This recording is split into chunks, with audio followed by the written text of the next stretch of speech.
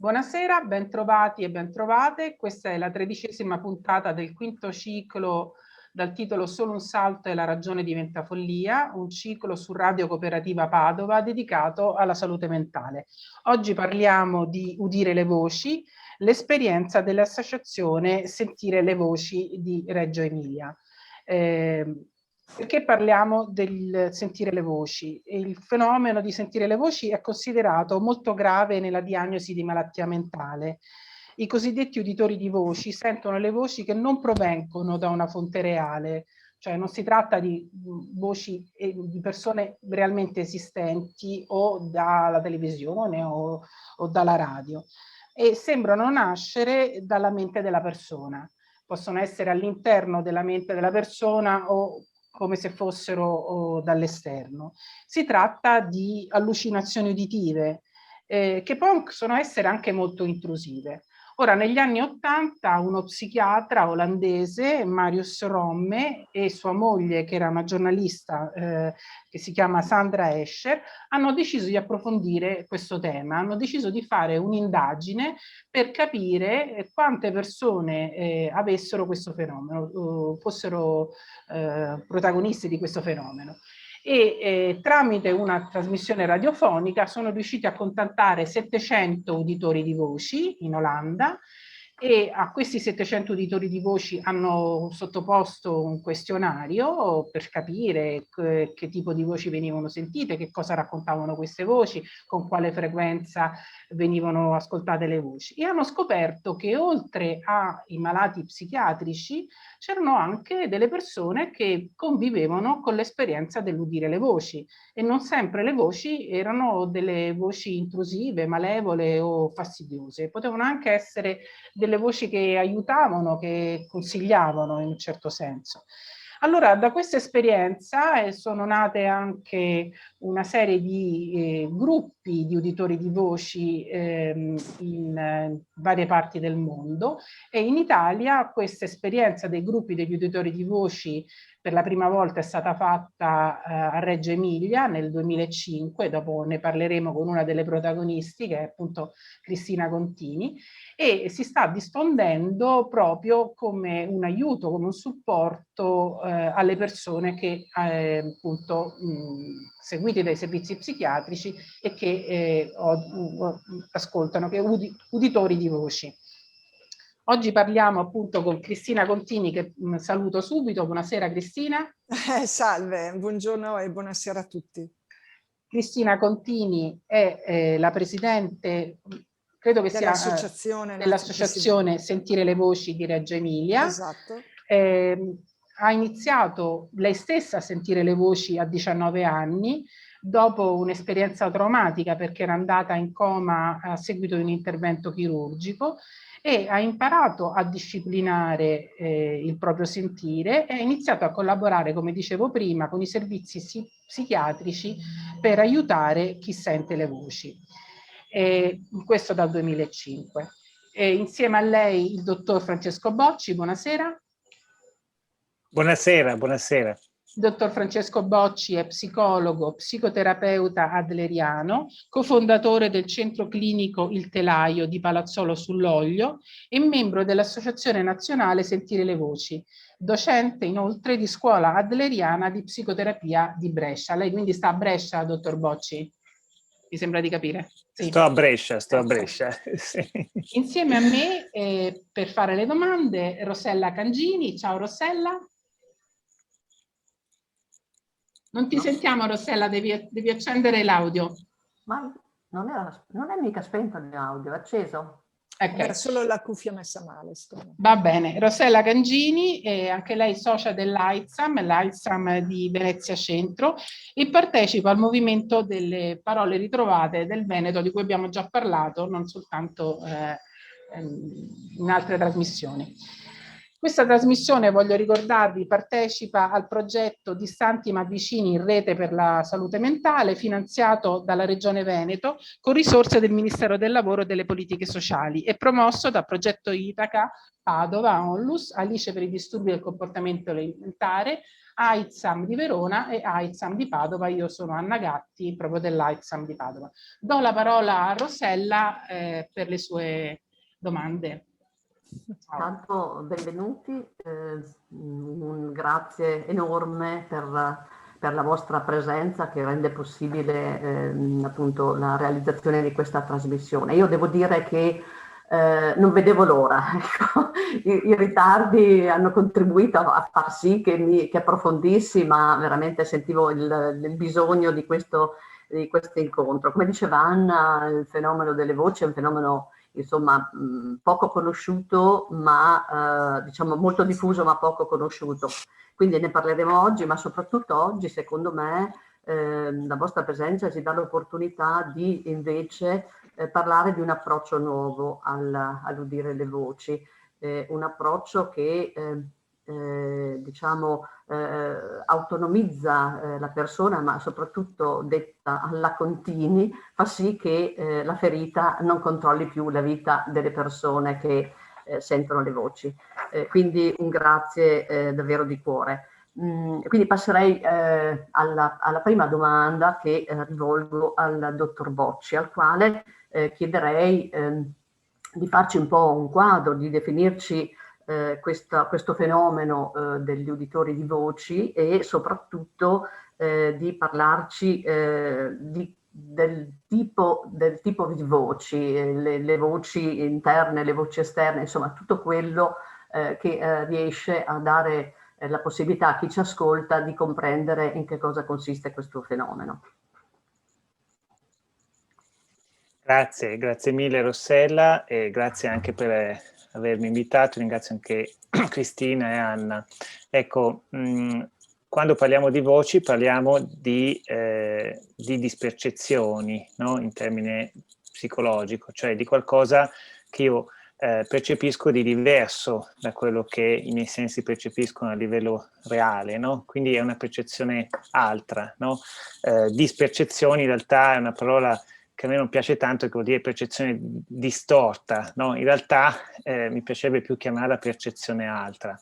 E la voce è proprio a livello, quando parliamo di voce intendiamo un sintomo, no? Uditivo, che però in realtà dal mio punto di vista è importante parlare di voce anche quando c'è un sintomo visivo, quindi quando c'è un'informazione a livello di immagine, non solo a livello di sentire, no? Perché la voce è proprio una percezione altra che non passa solo attraverso una dimensione di parola, no? Ma potrebbe passare anche sotto una dimensione di suono, ma anche di immagine, no?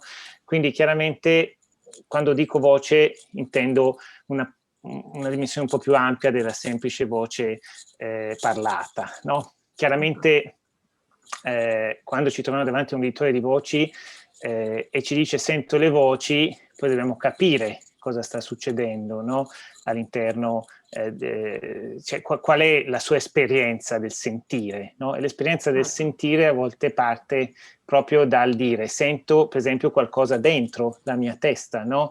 Quindi dove la senti? Questa è una domanda importante da fare, questa voce. La sento dentro la mia testa. Quindi quando parliamo di voci interne, a volte sono dei pensieri assillanti, disturbanti, che sono talmente forti che prendono una forma di parola o che in qualche modo diciamo si formano e si evidenziano alla persona che le sente come delle parole, ma in realtà sono pensieri, anche pensieri di tipo ossessivo a volte. Quando invece sento una voce esterna è una cosa un po' diversa, cioè è come se io sentissi veramente una voce, no?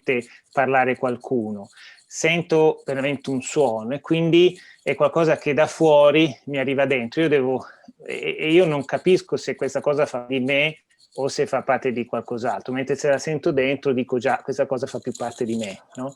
Quindi anche qui magari chi sente una voce dall'esterno è più angosciato, no? È più preoccupato che qualcosa gli possa arrivare addosso, no?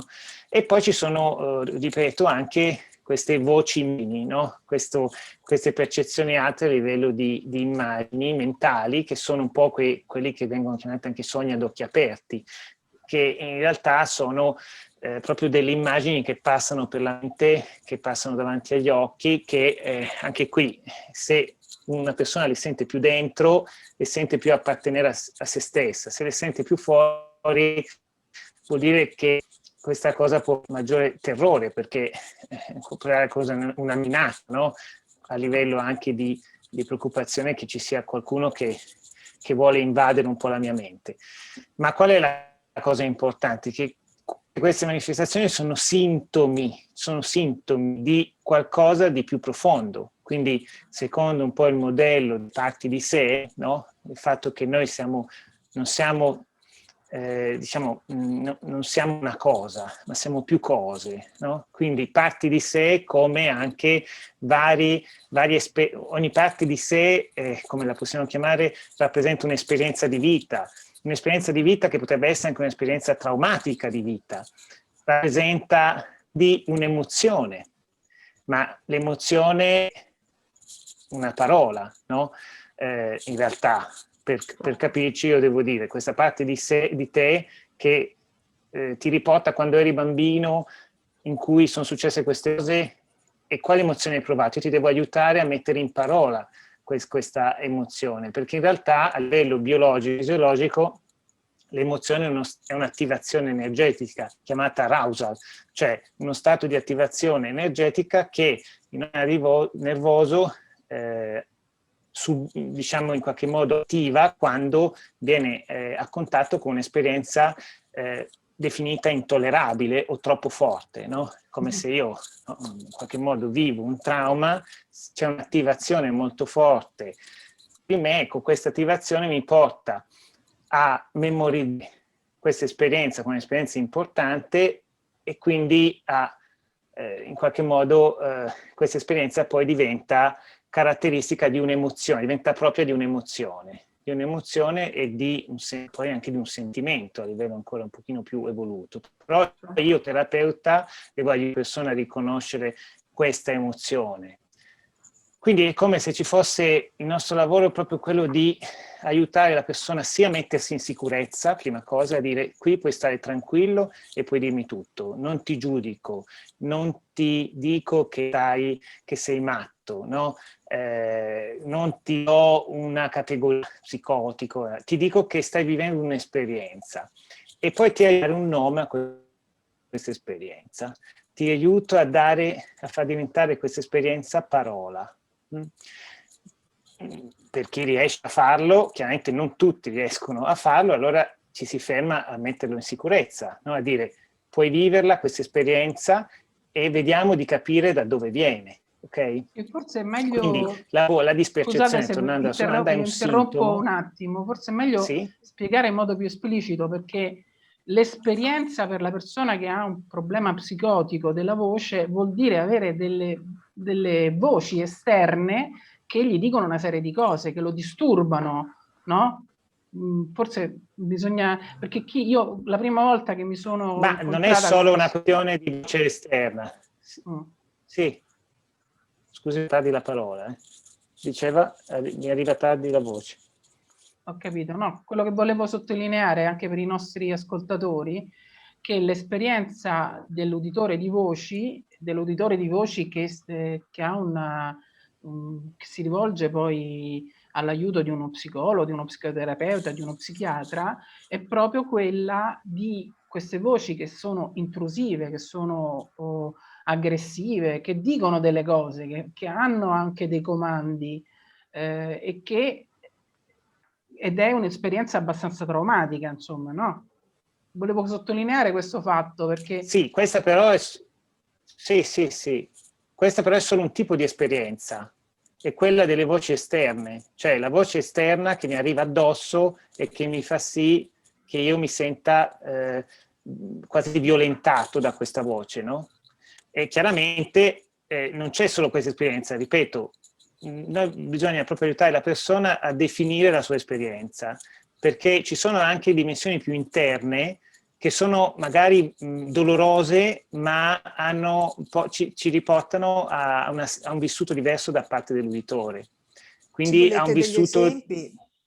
Se volete che Sì, facciamo qualche esempio Ecco, sì, per concretizzare. facciamo qualche esempio per concretizzare, così. chiaro.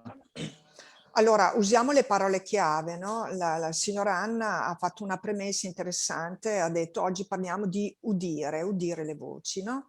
E poi si è detto sentire le voci. C'è una grossa differenza, cioè dobbiamo ora analizzare, poi spiegare proprio in parte quanto abbiamo detto e su cui stiamo costruendo una dialogica, che udire non vuol dire sentire, udire vuol dire io sento comunque delle voci fuori, cioè il mio orecchio può percepire che non è un ascoltare, cioè io posso udire ma posso anche non ascoltare, quindi io posso udire delle voci ma se io non le ascolto faccio la mia vita.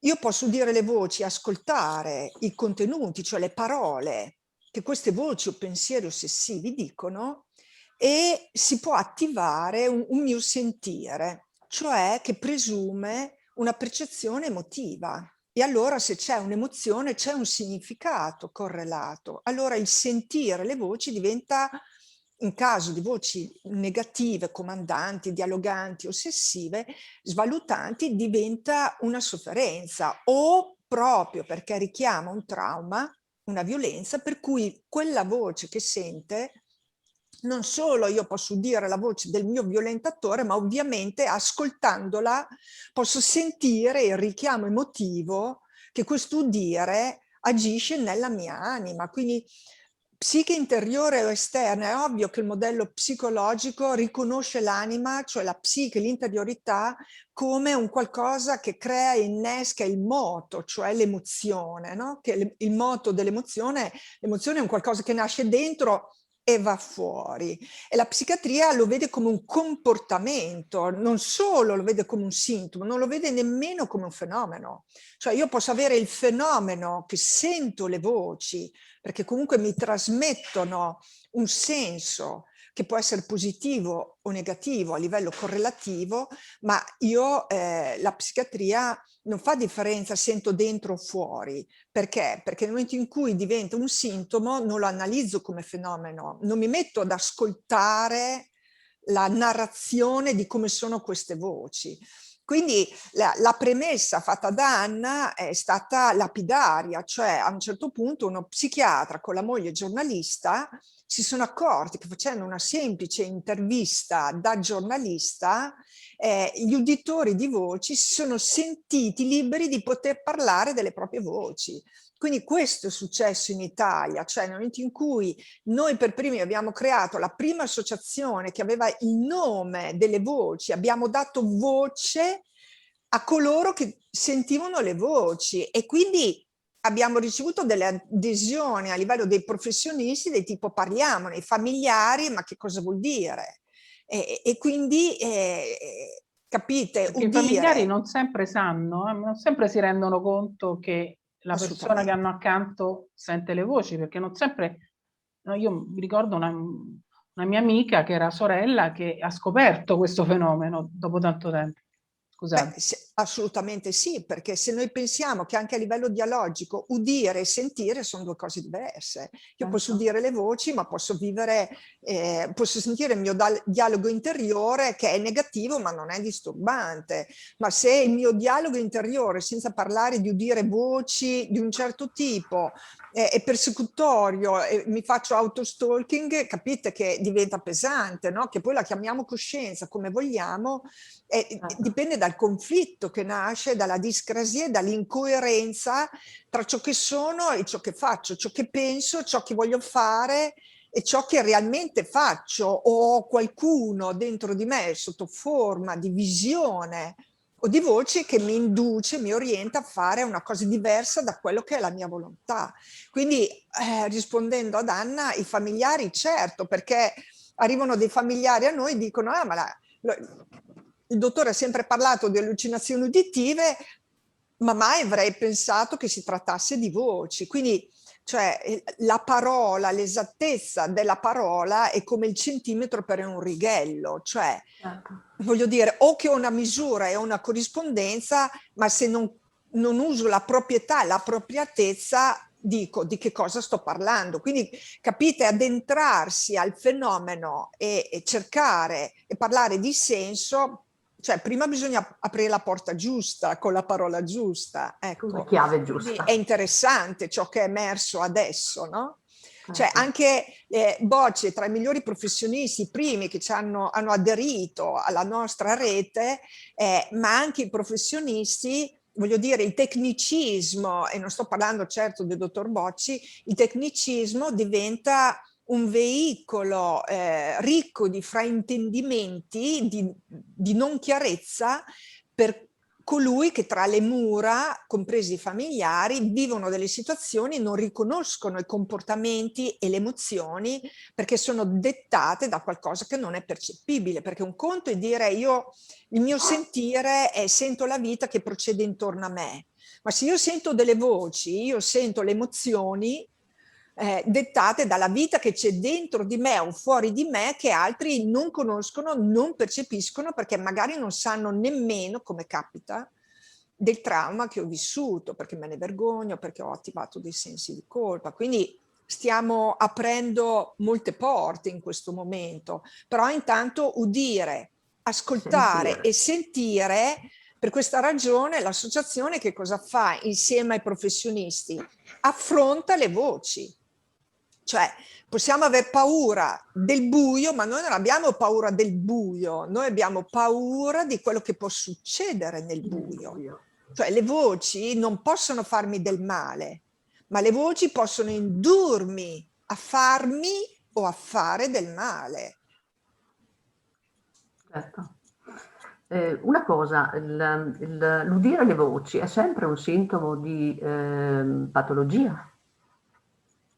Se devo rispondere io personalmente, io parlo sempre per esperienza da quando sono nata, perché non ho le competenze settoriali, ho sempre lavorato in ambito sanitario ma finanziario e non di multidisciplinarietà di competenze, quindi no, non è sempre, cioè sentire le voci è un fenomeno. A seconda dell'eccesso a cui attribuisco e casco, positivo o negativo, diventa patologico, perché se comunque io ho anche delle voci positive e seguo pedissequamente il suggerimento di voci positive, che siano negative o positive, il fatto che io non decida in autonomia e non riconosco la mia interezza, il mio orientamento, il mio desiderio e non seguo con coerenza il senso della mia vita, ma mi faccio influenzare da un dialogo interiore ossessivo, esterno o di voci, ovviamente diventa patologia. Ma chi di noi non ha mai avuto un fenomeno che sia vissuto a livello percettivo, uditivo, visivo, che si è lasciato guidare da una voce o da una visione e dice lo sapevo, era la cosa giusta da fare. Poi noi per religione, per spiritualità o per qualsiasi nome attribuiamo, per cultura, diciamo è fantastico.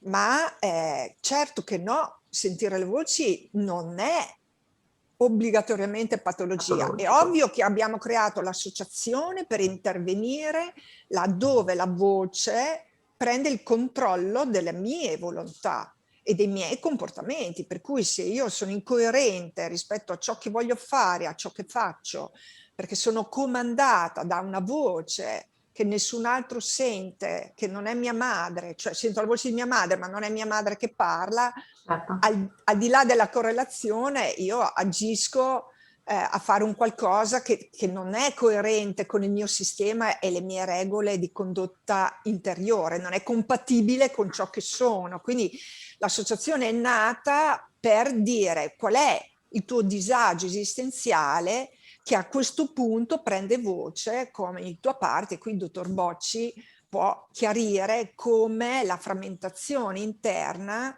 siano nostre parti che poi si esprimono esteriormente, interiormente, in un qualche modo prendono voce, giusto Bocci? Quindi c'è anche la necessità di disciplinarle le voci. Esatto. Assolutamente, è il nostro compito la disciplina, cioè prima ancora di intervenire con la psicoterapia e trovare il filo d'Arianna che ha scatenato, cioè la causa che ha provocato l'esordio della prima voce e tutto ciò che è seguito, c'è c'è il discorso della disciplina, cioè sono proprio, poiché si perde la capacità attentiva e concentrativa, perché comunque se io sono occupato, cioè pensate solamente di dover studiare, riflettere o scrivere con una cuffia a volume acceso, sentire la voce della suocera, faccio l'esempio della suocera, che in continuazione, anziché dire Cristina ti voglio bene, sei puntini puntini e tutte parolacce, oppure demolisce le mie convinzioni attribuendomi cose che non ho fatto o comunque dando un nome alle mie paure. La disciplina è fondamentale, cioè concentrarmi su di me, su ciò che sono, su ciò che voglio, e noi usiamo proprio delle strategie che disciplinano, ovvio, e parallelamente, là dove ci sono traumi importanti, facciamo gli invii o educhiamo i familiari e i ragazzi, perché non è che la gente si alza e dice adesso vado dallo psicologo, cioè sembra che lo psicologo e lo psichiatra debbano guarire qualsiasi problema a noi sconosciuto, soprattutto mentale, ma se non riusciamo a dargli un significato, perché è questo quello che fanno gli psicoterapeuta, quindi si parla di sensi, no? Che poi siamo nel caos o lo chiamiamo vuoto, comunque il vuoto va riempito di sensi. E quindi i ragazzi oggi che sono privi in questo ritmo incalzante di lockdown, ma è un ritmo incalzante all'interno delle mura, siamo esausti, ma non siamo dominati. Colui che sente le voci si sente dominato e alla fine diventa esausto. E lo psicoterapeuta fornisce gli strumenti attraverso anche la dialogica trasformativi. Quindi è fondamentale capire che cosa dicono le voci. Assolutamente. Certo, perché da quello poi... Affrontare le voci vuol dire riconoscere come sono, come le senti, dove le senti, perché colui che ha subito una violenza, ad esempio fisico-sessuale, quindi ha recepito l'ambiente, il fuori, che l'ha sovrastato, 9 su 10 sente voci esterne, per cui colui che sente le voci esterne non si sente il creatore della voce, anche prima il dottor Bocci, no? Parlava, subisce. Colui invece che comunque ha un dialogo interiore esistenziale, per cui comincia a porsi che senso ha la mia vita in questo momento, perché mia madre si comporta così, io non capisco, quindi è introspettivo, e quindi il classico ragazzo timido, ma in realtà magari ha un'apertura mentale interiore però silenziosa, comincia ad attivare delle dinamiche di voci interiori, dove non è più lui il creatore, ma sentendole internamente si sente il creatore. Quindi è una differenza non da poco conto riconoscere questo. Quindi capire il senso, il significato e il trauma eventuale che ha causato le voci, quindi è fondamentale identificare le voci, quindi affrontarle vuol dire ok, non posso accendere la luce in questa stanza buia, però posso cominci a dire c'è qualcuno, chi c'è, se ci sei, come ti chiami, cosa vuoi da me, cosa posso fare, cosa ho fatto di male. Ecco, questo vuol dire affrontare le proprie paure, quindi identificare, ma non più ascoltare, perché ascoltare in teoria vuol dire non parlare, vuol dire ascoltare, cioè io ti permetto di esistere e questo spazio è comune a noi dove io sto con te. Sentire, posso sentire, ma affrontare vuol dire ok, adesso insieme questa voce potrebbe dire questo, potrebbe essere questa paura, parliamone. Parlare con le voci vuol dire parlare con le proprie paure, quindi riconoscerle e dargli il nome. È ovvio che se io come genitore sono terrorizzata e non sono mai venuta a conoscenza che mia figlia a 12 anni in seconda media è stata abusata dall'insegnante di lettere, faccio l'ultimo esempio dell'ultima telefonata ricevuta di ieri, capitemi, non è semplice. Accettarlo come genitore e accettare quella voce, capite? Certo, ma il fatto che le voci si possono sentire all'interno, possono provenire dall'interno o dall'esterno, determina diciamo dei comportamenti conseguenti, cioè chi sente le voci provenienti dall'esterno ha delle reazioni comportamentali diverse da Assolutamente. chi le voci le ascolta internamente? Assolutamente, scusate, era per togliere dei rumori che magari per altri possono essere fastidiosi. Potrei avere una musica di sottofondo e parlare, ascoltarvi come uditrice, ho una disciplina incredibile. Assolutamente sì, perché se io sento le voci interne e mi sento la creatrice, è più facile che io sia autolesiva e quindi piccoli o grandi segni o violenze, sì, è ovvio che se io ho una voce esterna che mi dice Cristina sei una prostituta, per essere elegante in questo contesto, è ovvio che se questa voce ha lo stesso tono, calibro della mia amica che passeggia a fianco a me, io mi volto e gli dico scusa, ma perché mi dici questa cosa nella miglior delle ipotesi? E quindi posso diventare aggressiva. Se invece noi diciamo come posso riconoscere un uditore di voci da una visione lucida esterna, sicuramente l'uditore di voci con voce interna resta impalato, cioè ha una rigidità posturale di collo, di testa, di braccia. Perché? Perché comunque si guarda all'interno e si ascolta.